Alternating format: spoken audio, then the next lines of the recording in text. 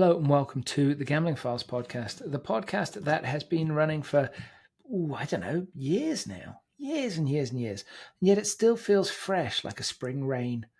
I'm one of your hosts, John Bruford, joined by your other host, Mr. Fintan Costello. Fintan, hello. Hello, John.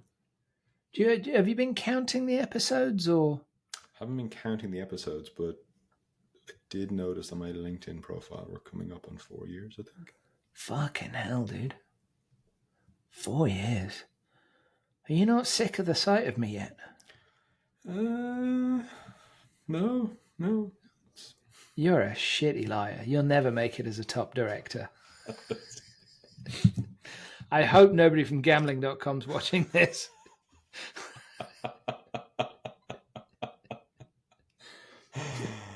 Oh dear, it's because I don't lie, John. I don't lie. And that's a great starting point, Fintan. Integrity. The old adage, if you never lie, you never have to remember anything. I've got a bad memory. Yeah, me too. So that's why I keep things real. Because I've got shit for brains. Wait. Yeah, good times. Great song called "Shit for Brains" by the band Fudge Tunnel. It's better than it sounds. Honestly, it's a really good tune. Oh my god. Sometimes when I want to ground the children, I'll put something like that on in the car. And I'll go like, Joe, could you, I don't know what this song is. Could you tell me what's it called? And he go, because it shows on the display in the car, S word for brains. I'm sorry, what? I can't look at the display, Joe. I'm driving. I'll kill us all. Wow. He's going to have so many great stories for his therapist. He really is. Well, I want him to get his money's worth when he's... Yeah, wow. it's... Do you know what I mean? I thought we were all going to die. He made me say a bad word. and then he grounded me. Wow. But it's like, how grounded can you be at the age of 10? I mean, you're not going out at night much. True. So I'm getting a new phone. That's quite exciting. Great. What are you getting? New phone. Okay. Fun story. Thanks for sharing. Oh yeah, it wasn't the best, was it? Not really. I thought it was leading somewhere. So I was asking clarifying questions. It's like that. Do you remember Blackadder 2? Which one was that? It was the second Blackadder. I get that, but which setting was it? I can't remember. Elizabethan. Oh yeah, that was good. What was your man? Wolf. What was the guy's name? Rick Mail. Oh, fucking Lord Flashheart. That's a fucking love that character. It's fabulous, and you gotta love Rick Mail. Very sad loss. My spirit animal. But there's a moment in it where it's the episode with Sir Francis Drake, and he comes back to the Elizabethan court, and the Queen is just totally enamored with him. He's got these amazing stories of his travels, and of course he's got a potato, and she's starting to tire of him, and she's wondering where Blackadder's gotten to, and of course I think he's chained up in jail, and Drake senses that she's tiring of him, and he says to her, "Your Majesty, did I ever tell you the story about how I fell overboard once and was almost eaten by a polar bear?" "No. I fell overboard and was almost eaten by a polar bear." Of all the things I could remember from that show, that's the one that sticks in my head the most. But anyway, that was like my iPhone. It is a new iPhone. Oh, new iPhone. Nice. But what I realised is, right, this one that I've got, all right. Oh, yeah. Is the contract expired in 2020. Okay.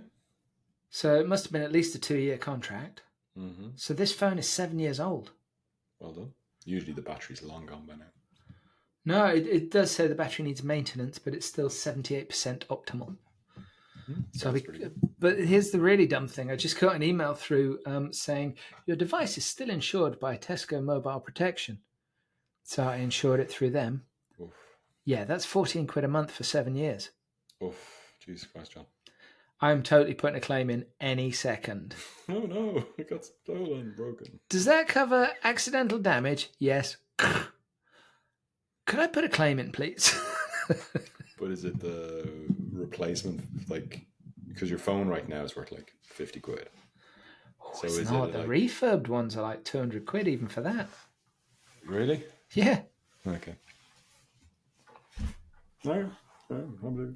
It's just like if it's the replacement value, like for like, or new for all. I don't know if it's all. Anyway, just I just want some of that delicious insurance money back. it's Tesco's, mate. You're not going to get delicious insurance, mate. There's going I'm to be not, some of sort course of I'm not, loophole. especially not since Barclays have bought all of their finance arms. So that's probably owned by Barclays now. And Barclays, well, Yeah. I don't even think the Barclay brothers get anything out of Barclays. So, this episode, you weren't here to record this one. I wasn't. Because you are Busy and important. and a top executive in the gambling industry. That too. But also, it was bad timing. I'd have loved to have gone, but I couldn't make it. So. You would love to have been there. So, Mm-hmm. tell me, what was it about it that you particularly wanted to? Well, this was recorded at the EveryMatrix office launch, right? No, Fintan, I'm not talking about that. Oh, sorry. I thought it was. No. This episode, the audio version of this episode does have our last interview from the EveryMatrix office opening on it, which we chat with Mark Schmidt, friend of the podcast. Friend of the podcast, yeah. Nice. Big fan of Mark's. So it does have, but that's the audio only version. Ah, okay. So, but no, the recording of the rest of the episode. I mean, it was good. Then I'm not going to lie, John. You're going to have to tell me all about it. Oh dear, Fintan, not paying attention to that shared calendar, are you? Don't you start about calendars. don't you bring up calendars. To be fair, this one wasn't in the shared calendar. No, so ages ago we had a guest on that you weren't here for. Clearly. She thinks you're made up. I that's fair. I think I'm. You're very early AI. Because if you were a later model AI, you'd be able to see the hair moving. You'd have picked easier hair if you were going for AI. No, that's how we show off the strength of our tools. Oh, okay. So it's like Monsters Inc. Pixar bragging about the or to put it into game terms, Final Fantasy VII. There we go. And of course, let's not forget that in Jurassic Park they deliberately put it all in a I mean, obviously it's in the storm in the book. But it would have been a lot easier to make the film without it raining.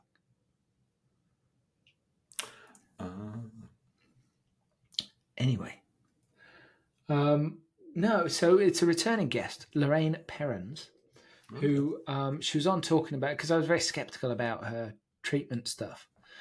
Because she put on LinkedIn about, it was something like dealing with gambling addiction in like 6 sessions or something like that. And I'm like, yeah, right. Wow. But she came on and she talked to me about it, and it's sort of a combination of disciplines, and I thought it sounded interesting. And she spoke very confidently and understood my skepticism. She was very open. And she said, because we talked about fears and phobias, and I talked about needle phobia, and she said, I'll do your session so you can see what it's all about. So I had a session about the needles, and I am considerably better than I was. To an enormous degree. Like before, it would take about 40 minutes to get a blood sample out of me. Now it takes. Beat you unconscious. No, they won't do that. Do you know, if you faint, they won't just take it while you're out cold. No. Which seems a bit of a missed opportunity to me. Get him. But I've never fainted, unfortunately, or been violent. No, so she did that, and now it takes less than 10 minutes to get a blood sample. Which, I mean, it's an improvement. 10 minutes. It's a massive one. Fucking stick you.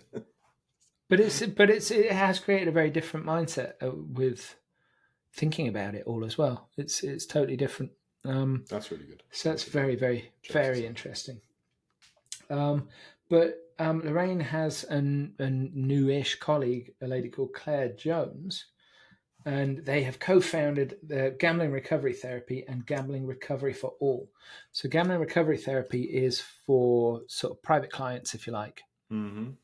Gambling Recovery for All is for people who maybe don't have the means to pay for treatment. That's great. yeah, it's very interesting, and you know they've both got experience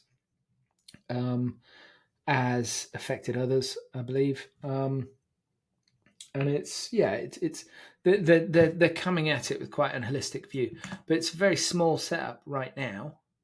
And one of the things that they do say in the episode is, if anybody wants to help us with funding, bring it on. Fantastic. And I think they've got a very hands-on approach to it. So I think, well, if you're listening and you got some money, I'd be happy to put you in touch with them. Just saying.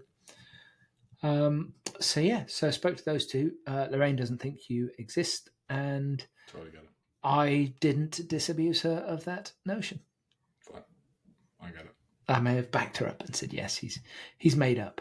My imagination is so piss poor. Fintan is the best I could do. I mean, what an indictment on my brain. Yeah. It's a disgrace. But speaking of funding, we have some lovely, beautiful, generally attractive and virile sponsors that we'd like to thank for making this episode possible. Do we? Who are they? We do, Fintan. Now, EveryMatrix get a mention right now, but they also get a special little interview slot with the Mark Schmidt interview, which follows this. Which we do anyway, because Mark's brilliant and... Yeah, we're huge fans. He's done Leo's podcast as well now, hasn't he? Yeah, he's tarting himself around everywhere. But he got the promo. He got that promotion. This helps. Raise your profile. It is no coincidence. When you get promoted, come on the pod. Yeah, if you want to sell your business, get me to do a bit of work for you. We've got it all. So he did Leo's podcast, Leo Judkins, and life seems okay, I think. Sounds it. And it was a pleasure to catch up with him in person in Shoreditch. He's a good guy, a really big fan, genuinely, as a human being. I mean, and so EveryMatrix, Odds Matrix, the providers of all that they do, sportsbook stuff. So it's a sportsbook platform now at horse racing. They've just launched horse racing for the UK. Which is a pretty big deal and kind of gives them a complete sportsbook set. And talking to the lads and looking at what they're doing and stuff, tier 1 operators migrating to their platform is kind of the sweet spot, because they can do everything. Yeah, well, if you listen to, I think it's the last episode, we had the interview with one of the guys from FSB. And that was really interesting, finding out about the integration. How they kind of the integrated FSB then wrote everything from scratch themselves, which I actually really love. But make sure it integrates. It makes sense. Yeah, totally. I mean, it's making all the grief at the beginning so that it runs smoothly for years to come. It's the right long-term decision for sure. Yeah, those clever bastards. And speaking of clever bastards, we're also sponsored by Optimove, the iGaming industry's number one CRM software suppliers. That it is. We're big fans of theirs as well. Yeah, I mean, it's over 50% of the EGR Power 50, isn't it? Yep. That use their software. And growing. But then they've also got an accelerator program now for startups. Oh yeah, so no matter what the size of the business, you can take advantage of their, let's be honest, genius. Their accelerator stuff is interesting as well, because they'll also kind of help your team scale up in terms of education, resources, support. So it's not just like a product or pricing kind of thing. It's a full-on, hands-on, today's small companies, tomorrow's big company. And if you use the link in the show notes, you get the first month for free with EveryMatrix. You sure do. With EveryMatrix, with Optimove. With Optimove, thank you. See, I've got a head full of... It's because we were talking about Mark Schmidt. Yeah. The Schmidtmeister. And last but not least, we have the magnificent Clarion Gaming. Yeah. What can you say about them that hasn't been said? They've got their new next events, the IGB Live. IGB Live in London. Early July. My diary is already filling up. Well, I don't know if I'm going to be there yet. And it's nearly full. That's how busy it's going to be. Okay, don't save a slot for me because I can't guarantee if I'm going to be there. Fine. I'll be with my friends. No, I mean, Sushi. I'd like to. I just, I found a new cigar bar I'm very excited about. So. Fucking hell. I think that'll be my office for those few days. So we'll see. Everybody's got to find something they're passionate about, haven't they? And I think we're finding yours. No, but I might be there. I'd like to be there. Well, you tell me if you're there and I'll do it like that. Look, it just depends. We've got sponsorship renewals coming up. So a lot of it depends on that, frankly. Got it. So yeah. So our beautiful sponsors, thank you very much for making this possible. So next you're going to hear the interview with Mark Schmidt that I did at EveryMatrix's office opening a few weeks ago. And after that, you're going to hear Lorraine and is it Lorraine and Caroline, isn't it? Lorraine and Claire Jones, Lorraine Perrons and Claire Jones, talking about their new project and how damn sexy it is. So enjoy the episode. We welcome this week's, maybe this episode's, I don't know how many episodes we're doing this week. It's hard to tell. And if you look at for anybody that's watching the video, if you look at the skin around my eyes, I'm tired and I'm old. We're joined by, one returning guest, although you'd have to be a really eagle-eared listener to remember this guest because she was from back in season 1, which, as everybody will remember, was 69 episodes because it's Bill and Ted's favorite number. From RTFM 41, Lorraine Perrons, but she's brought somebody with her. Don't know whether that's a good thing. Don't know whether it's a bad thing. She's brought Claire Jones. First of all, Lorraine and Claire, welcome. Thank you for joining us. Thank you. Great to be here. Well, wait until the end to see if it really was. When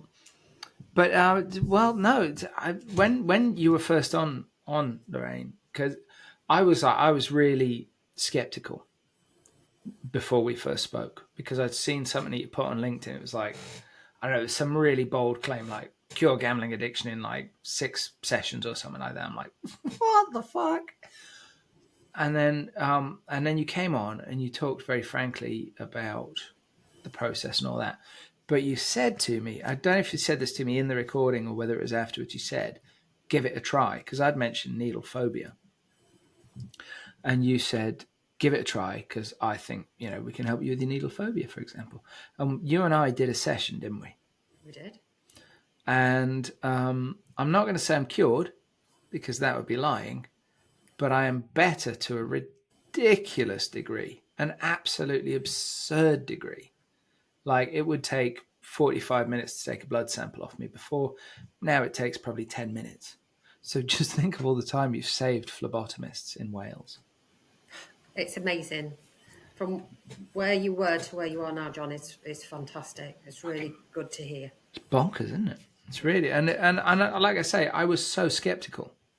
It genuinely was. So, I'm a convert. So hang on. That's, by way of other introduction as well. So Lorraine and Claire are co-founders, and I've got to look down for this because there's a lot of words. Co-founders of Gambling Recovery Therapy and Gambling Recovery for All CIC. Now, Gambling Recovery for All, that's a pretty specific name. And Gambling Recovery Therapy, does that mean that Gambling Recovery Therapy isn't for all? So Gambling Recovery Therapy is a limited company, which Claire and I formed last year. Prior to that, it was Gambling Recovery Therapy. But that's predominantly private paying clients, to which we do one-to-one. Gambling Recovery for All is where it's through the CIC with funding, so that it's available for everybody from every financial walk of life. For example, gamblers who have had a huge problem and are now absolutely broken, can't afford to pay presumably, because that must be quite a large cohort. Yes. I would think. I do have questions, but how did you? And you can go into as much or as little detail as you want with this, but how did you both come to do this? Because I've got some assumptions, but you know what they say about assumptions? They make an ass out of you and umption. So, how did you get here? So Claire and I both trained together about 5 years ago, but originally through Marissa Peer for Rapid Transformational Therapy. We've both always kept in touch. We've had dinners out, conversations, both gone on and done different sets of training, and realised we had so much in common, and we work fantastically together, and decided to join together to join the limited company and the CIC last year. So I've got two questions now. One is, in all of the escapades that you did together while you were just getting on and not doing work together, did you ever do karaoke? Seems a shame, because you seem like karaoke types. What would be your go-to, do you think, for karaoke? We do energy at work together, which would make people laugh. Go on, Claire. Well, I think if I had to pick a signature song, which I have done a couple of times, would be Rolling. You know, rolling on a river. It might not even be what it's called. Oh. So I'm going to call it Rolling. But yeah, that would be my signature song. And I have actually done a little bit of karaoke in Brighton, near where I live, and also Chichester. So you'd guess right that I would like a little bit of karaoke here and there. We do mention Brighton karaoke on this podcast occasionally. Oh, do you? Yeah, I don't know if it's still there, but there used to be a karaoke bar on the end of the pier. Oh, do you know what? I haven't been to that one. I went to one in Old Kent Town, but it was brilliant. The one at the end of the pier was rough as arseholes. And I remember one time I went, and it was one of those weird places where, and this is like 25 years ago probably, and they had unisex toilets, I think, at that time. Well, I hope they were unisex because everybody was in it, all of them. And this was like middle of the day, and everybody was already steaming. And I went in for a pee, and when I came out, the whole bar was empty, and I'd missed a huge fight, and everybody had been thrown out. I'm like, I always miss the fun stuff. Are you sure you didn't but the toilet? Sorry. Are you sure you didn't? Sorry, Claire. You joke, but that has happened. And actually, it was that very trip where I learned that I can sleep standing up. Oh, impressive. Apparently, it's only supposed to be possible when you're completely exhausted. But no, I could do it now. I've just got skills. Lorraine, you haven't named your go-to karaoke song there. I haven't got one, John. I know. We'll have to change that, John. Yes. If I was to ever do a karaoke, it would probably be something like Gloria Gaynor, I Will Survive, because it was the first song that I ever learnt all the words to as a teenager. But the words come up on a screen. You don't need to know the words. True. This is true. But no, I'm not really... I like to watch karaoke, but don't partake in it terribly. Okay. I guess what I was getting at when I asked your journey to here, it was why you're doing this. Because what you're doing is one of those things where there is usually quite a personal reason for doing it. Yeah. And I don't know if you're evading the question or not, but so I'm going to ask you this, Lorraine, because you mentioned before we started that you've been writing a book, right? I have, yes. So I'm going to assume that you're okay with your story being told. I am, yes. Because if you're not, then I've got to say you might want to stop writing the book. What's your story that led you here to want to do this? So I was married to a gambling addict. I'm going back into the 90s. My ex-husband used to go to the casino on a daily basis, which I wasn't aware of because I was working. He was in those days, a sales rep. I had absolutely no idea. I kept getting promotions through different jobs, and then noticed that there was even less money. Unfortunately, my father became very ill when he was 56. He had a brain tumour and he died at 57. So I was quite consumed with all of that at the time, together with 2 small children. As though all that was happening, we went on a family holiday for 2 weeks. And it was during that time, it was August, that I noticed that my ex-husband kept going up to race night at alarming rates, thinking, gosh, he's constantly up there, and sort of had a bit of red flags. During the chill out, I also noticed that in those days you used to get your telephone bill every 3 months, and I was quite good at knowing when they arrived, and then I realised I wasn't seeing any bills. So I started to question things, and I started to question him things. When we got back, my dad was in hospital, but my gut instinct was to go home first and look to see if there's any mail. And we arrived back to a mountain of mail. I grabbed all the mail, took it to the hospital, left it in the car. When I'd seen my dad, I sat and undid all this mail to pure devastation. Applying for loans, defaults on all the cards, credit cards open that I didn't know about, etc., etc. Confronted him, searched the house, found more loan applications, and then eventually he said, I think I might have a gambling problem. Looked to, in those days, it was just Gamblers Anonymous. And then at the time, and I can't remember which company it was, did something for the families. He then told me there was nothing available for the families at the moment.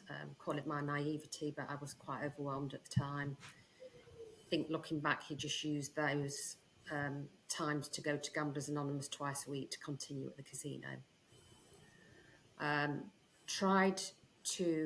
Then I lost my dad in the December, had bereavement counselling in the February, wanted to leave my husband for all the things that continued, not just gambling.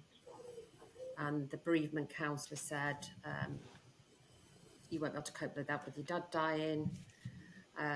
Long story short, there was a final event in the December, the straw that broke the camel's back, and we split. That became a mutual agreement to how we were going to, he was going to pay the mortgage, etc. The children were 7 and 9. And then as time went on, that deteriorated. He met another woman. All those things stopped. So I went into emergency court twice, had to fight for the very little that was left in the house. And then he was held by a court order, which he breached a couple of times. This went on for many years. And it was only when I came across Marissa Peer that I went through a healing journey myself of things that had happened to me. And I looked at what we were advised to niche, and I thought, I wonder if this will work in gambling addiction. So I chose gambling addiction as in to help the gambler, because I felt that if it helped the gambler, it would help the family. But as time has moved on, we've got this passion also to help affected others. What are you doing? Are you doing anything that is different to what is already out there? What do you think? We don't know what every service is doing out there, and there's some wonderful therapeutic work being done in gambling recovery, and I think there's an awareness now that there's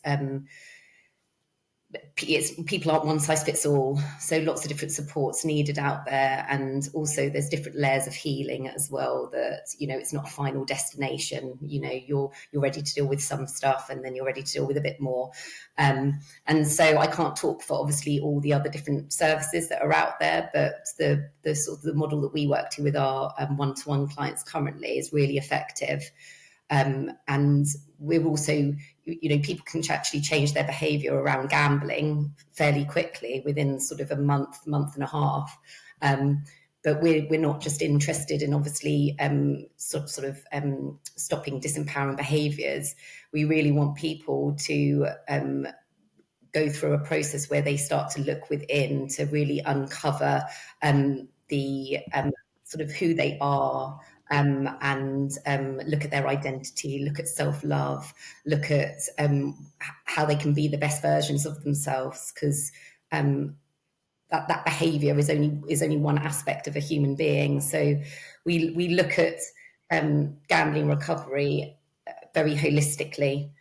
We don't just work with the kind of the cognitive side, which quite a lot of therapies out there do, which is sometimes the talking therapy, which can make people, which is really useful. It's like looking at the addiction cycle, looking at things about triggers and relapse and the practical strategies and how the brain works, the mind works.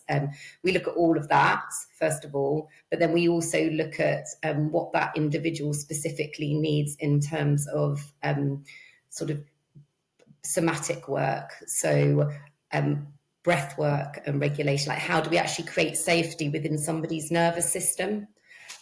What need was the addiction serving? Like, what is the pain? What is the story? Why are they needing to use gambling to kind of numb and distract themselves or escape themselves? So we look at the somatic side in terms of releasing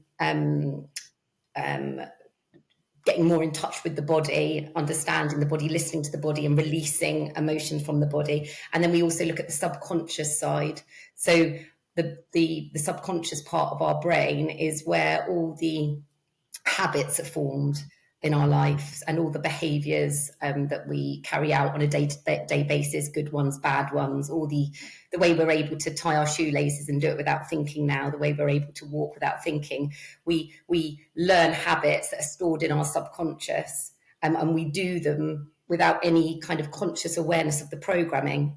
So the subconscious element allows us to get into to where the behaviour of gambling came about.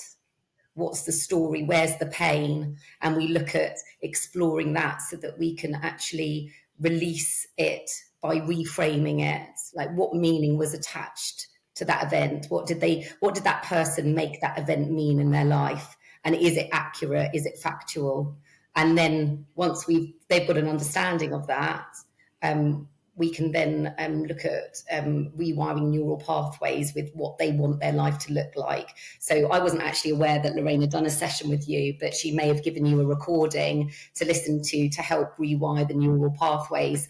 So we make something that's very bespoke, depending on what's come up in the session.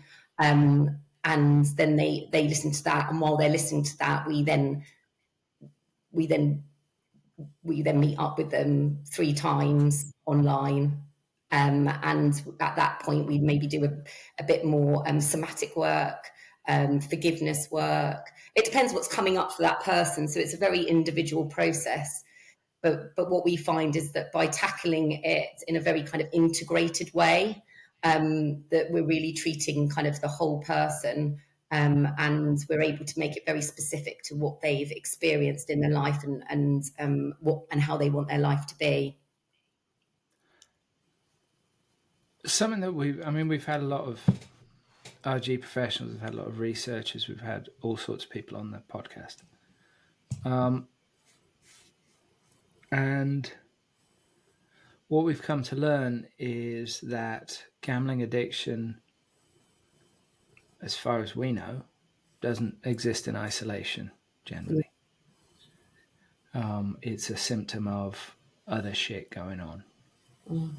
And that if you don't treat that other shit going on, then you are, as the great philosopher Socrates once said, you are pissing in the wind.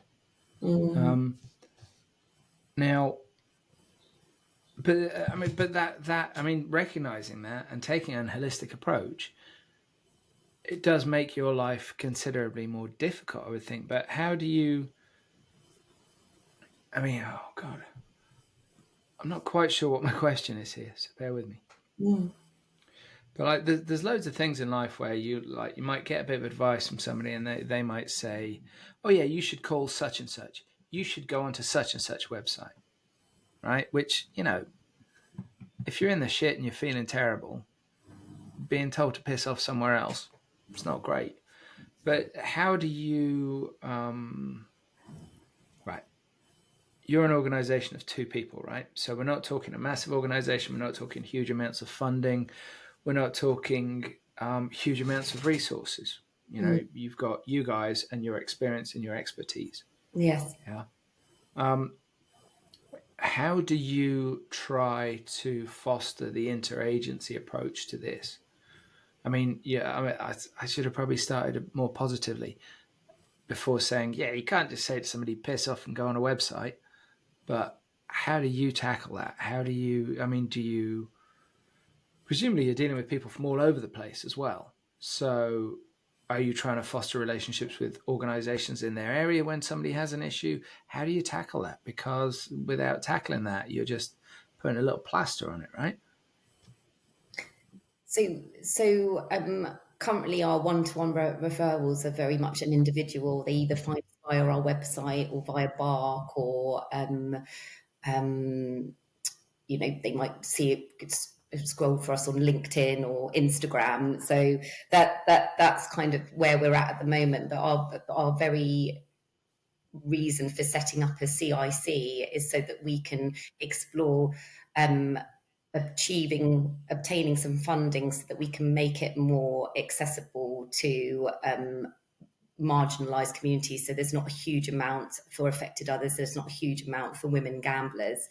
And we've got skills in group work and group programs that we can put together, which would allow us, like you say, we're only 2 of us at the moment. So we need to look at all the different ways where we can reach people and reach as many people as possible, because people don't have to live like this. And so we're at the stage now with the CIC where we'd love that if there's anybody that's listening that's a stakeholder or corporate that's willing to, that has some funding available, that would like to support that, we'd like to be able to provide more services to people such as group work so that we can reach more people.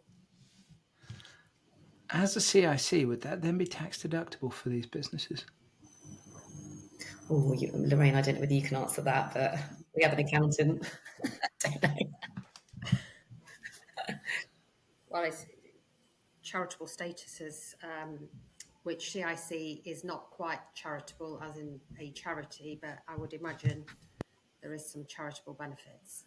But I think John's looking at that, aren't you, John? Thanks, John.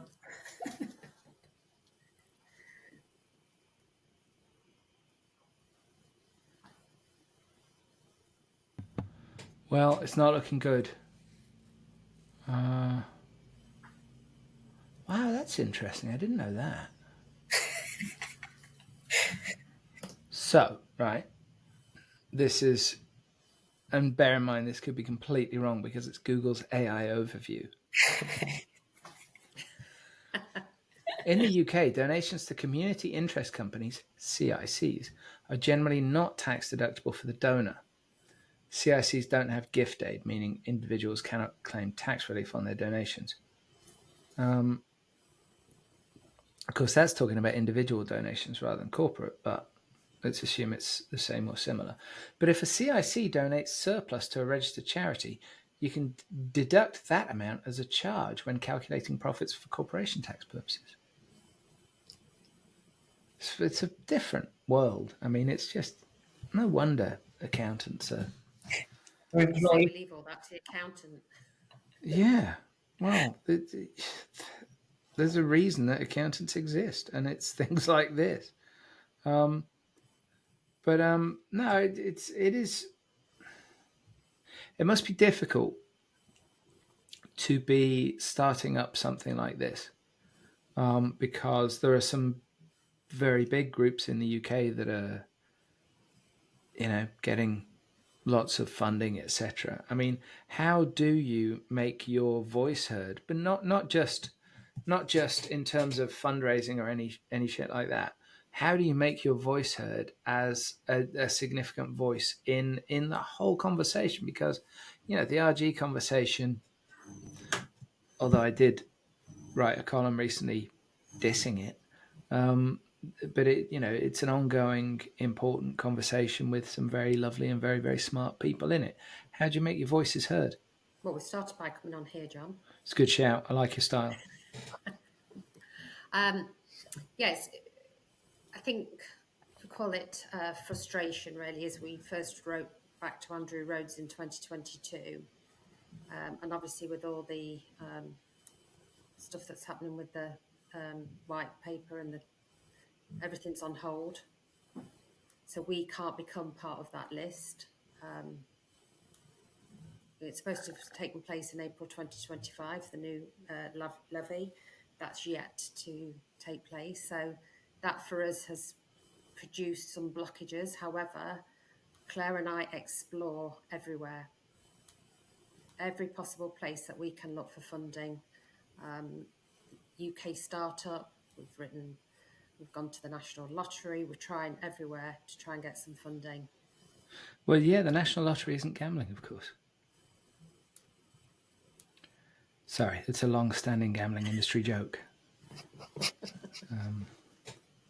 National Lottery is gambling. It very much is, but not to...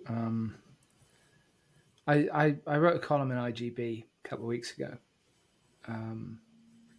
about how part of the problem with responsible gambling and with critics of responsible gambling and with a lot of the people that are working on responsible gambling on the industry side is that they're all middle class. And actually, I think that's quite a big issue because they're not so often the affected group, shall we say. When I say not so often, I mean education and opportunity. They're great things, and they're things that are open to the middle classes far more than the working classes because social mobility is dead and gone. In the article, I did point out that while the Guardian had banned gambling advertising, it had said that the National Lottery is okay because they have good causes, etc. That, to me, that is... I bet that and I'm not dissing the lottery and its good causes and all of that jazz because it does do great work. It does an awful lot of things that the government should be doing, but is unable to do or unwilling to do. But I'd be willing to bet that people in Broadway and Bradford, when they're lining up to buy their scratch cards, I bet they're just non-stop thankful for the funding for opera and opera groups that the National Lottery does. I bet they say their prayers to baby Jesus and the National Lottery as a result of that. Yeah. So you take the money off the working class and you give it to the middle class. Brilliant. It's kind of like Robin Hood, but a really shit version of it. So I'm not desperately enamored of the lottery, but it's the way that the lottery is perceived, and that thing from the Guardian, like, oh, the lottery's okay because they do this, that, and the other. Yeah, that I saw a really good, a really interesting piece of analysis, and it was about the most deprived areas in the United Kingdom and the amount of lottery funding that went to those places. And it's like, Ebervale and places like that, and real shitholes.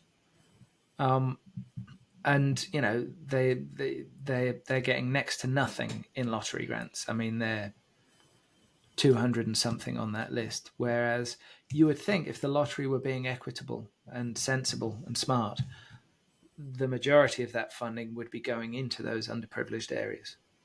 Makes perfect sense. It's not.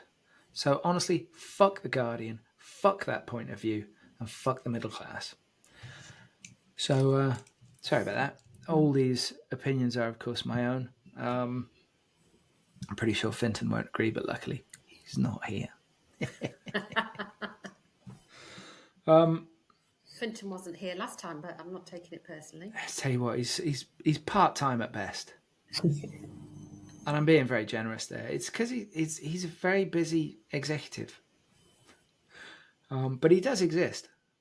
I've seen him on other podcasts, Jon. Yeah, well, exactly. He's always available for those. Fucking bastard, isn't he? So, what are the next steps for you guys in world domination? So in world domination, we are working really hard, trying to make as many contacts as possible throughout the UK and potentially beyond that into America, Australia, etc.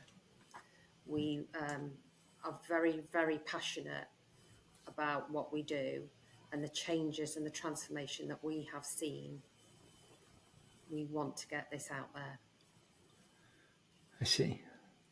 And if that means that we build on a team of therapists, that is not an issue.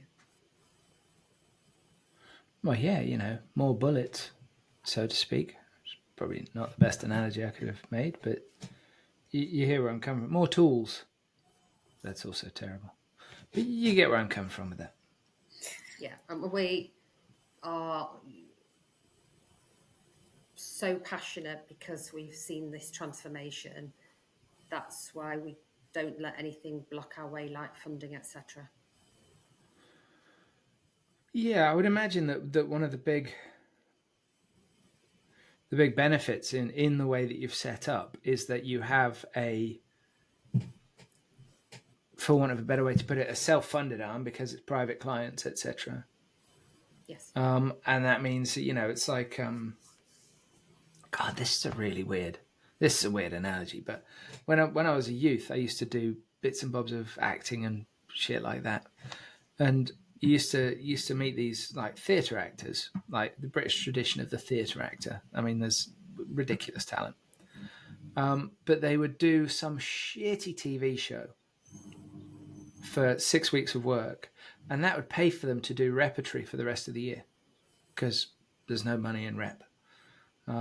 And this is I'm not saying that it's a shit TV show. I'm just saying that, the one thing allows you the freedom to develop the other thing, because, you're not on the breadline. Yeah. That made sense what I was saying, didn't it? Don't worry if it didn't. That would just be totally on brand for us. What do you think? And this is a tricky question, so I get it if you want to not answer. Nobody will judge you. I will. But what do you think the issues are with how things have been done to date? Is there anything that could be improved? Not just necessarily in the UK, but globally. What are because I've got a ton of opinions on this. Like, I think the messaging is fucked up. I think what the message is, how the message is put across, where the tools are for people to access and all of that. I think it's all wrong. Every step of that is basically incorrect. And that's why it doesn't work. But do you have any thoughts on that? Because you're at the coalface. I'm just a fat bloke with a pair of headphones.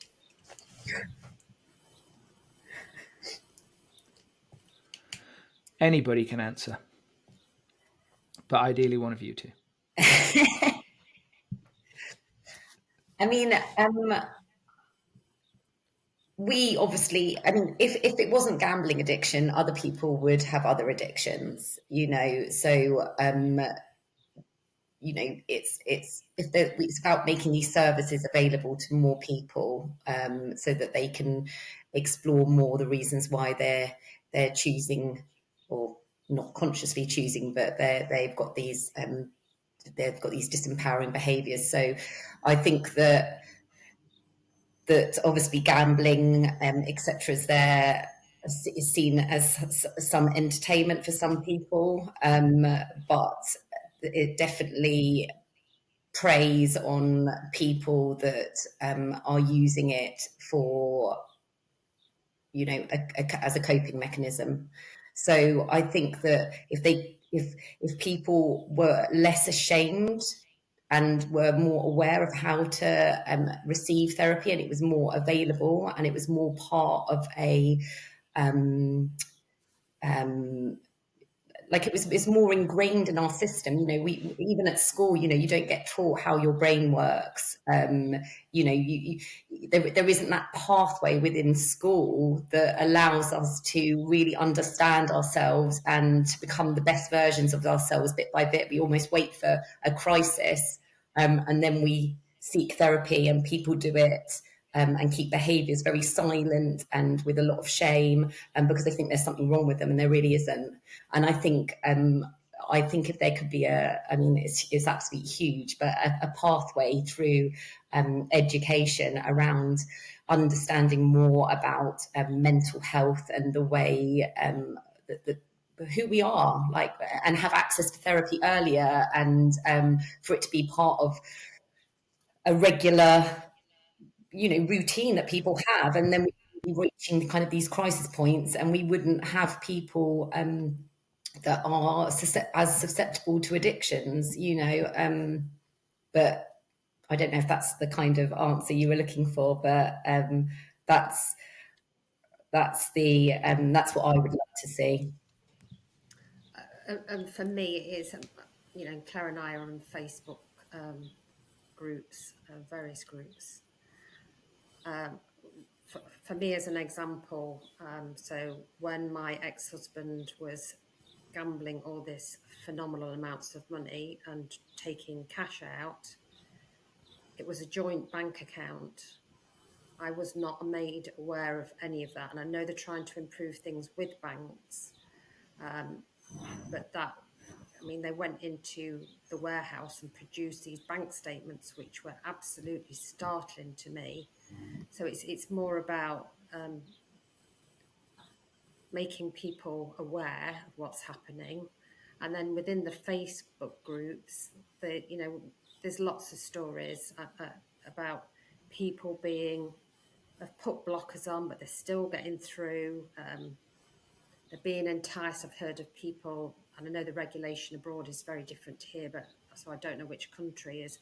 They're being enticed with free holidays, that sort of thing. So for me, it would be a tighter regulation and more of a heat map of when there is signals that there is something wrong. Interestingly, that what you're saying about the bank statements, I do think that to a large extent the banking system has gotten off scot-free in almost everything. Not least 2008, those fucking sly bastards. But when you were talking about the statements and it being a revelation, I was thinking to myself, well, actually, obviously there's limited information that a bank has regarding somebody's personal life. But I was thinking that when it comes to joint accounts, there could be all sorts of, especially with friggin' AI, it's not like somebody's going to have to sit there and go through paper bank statements. But you could be flagging potential coercive control behaviors in a bank account, etc. And it's almost like with AML and responsible gambling things, they're almost the same set of flags. And if there's an imbalance in activity and blah blah blah. So actually, I think there's possibly an even broader use for financial information. It's just a question of responsibility and intrusiveness, etc. And of course, there are always people who are going to say, I don't want somebody looking at my bank account. What's it going to do with them? But, in the instance of, for example, coercive control, it frequently ends up with people being murdered, and it's just the door opener. So I'm all for that. Not at least because my account's boring as shit. But for me, to have not flagged this is a joint account, and also when I question, I think there was 2 overdrafts had gone on it at different occasions, and I got told, I sat down with the bank manager all those years ago, and they said, well, it was either or signature, and I was not aware of that. So it's for me, it's the transparency, and that it's only kind of joint. Yeah, exactly. That's a very good point, John. But it's better than back in the day where women couldn't have a bank account without the bloke's approval, etc. Yeah, we've come a long way in some respects. What year was that? Oh God, it wasn't even that long ago. I think if you go back to the 1960s, that was the case. Wow, gosh, it's fucking bonkers, isn't it? I mean, I don't mean that it's bonkers that they did that. I mean, it's bonkers that women are allowed bank accounts now. I mean, that's insane. And disappointing constantly to me. So, are there any salient questions that we haven't addressed, do you think? I don't think Claire's so. gone. She's fucked off. She's already left. Sorry, charger.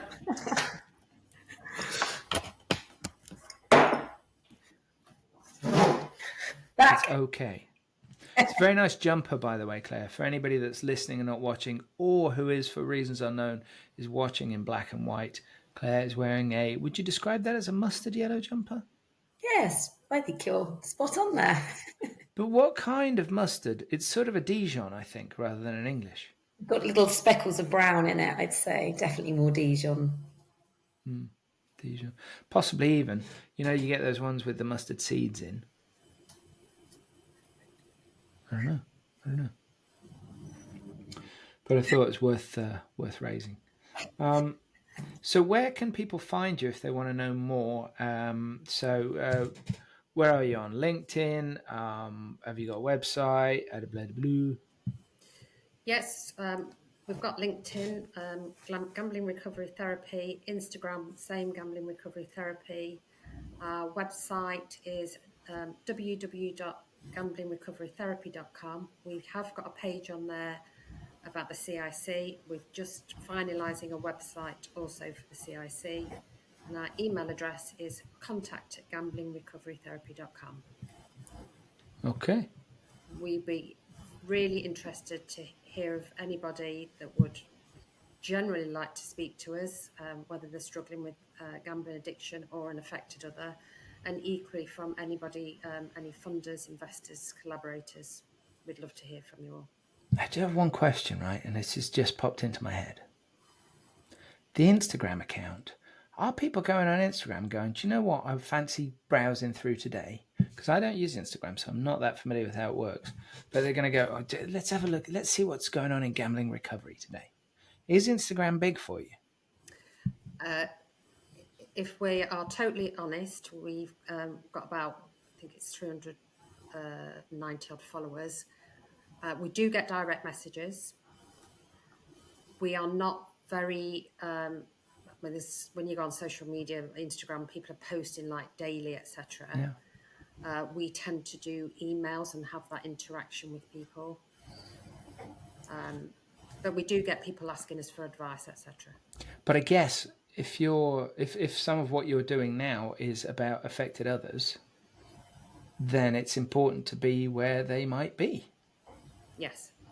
So I guess that's where Instagram is going to be invaluable, because one day you've probably already done it. You've popped up in the right person's feed, and they've gone, I could do a talking to them. Yes, and we've helped out in some Facebook support groups for families, and I've been one of those people that have been on that rant many years ago, and then it was only till I sort of realised I needed to stop and work through it all myself rather than ranting.